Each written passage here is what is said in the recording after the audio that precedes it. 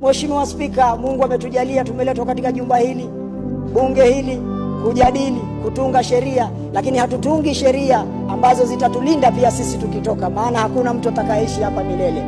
Tukitoka hapa, vizazi vyetu hatujui kama vitakuwa vizazi vya ubunge ama vizazi vya kula madawa ya kulevya ama vizazi vya kuiba. Mheshimiwa Spika, sisi tuna uwezo, na Mungu hatusamehi sisi wabunge, kwa sababu tukiwa wagonjwa sisi tuna suluhu.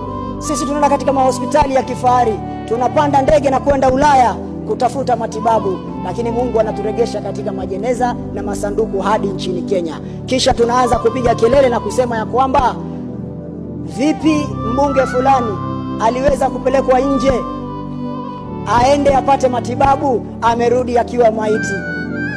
Ni aibu. Hatuwezi kutunga sheria za kuleta hospitali, sheria za kuleta usawa, sheria za kuleta haki.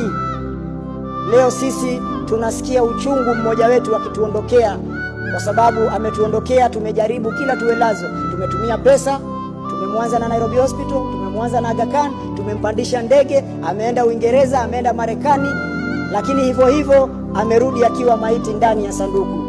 Mheshimiwa Spika, yule mama anayeuza mboga kule Kaloleni Giriama, yule mama ambaye anauza viazi kule Nyeri, yule mzee ambaye anakaa kule mashinani Turkana, Pokot, Mheshimiwa Spika, nani anampeleka katika hizi hospitali?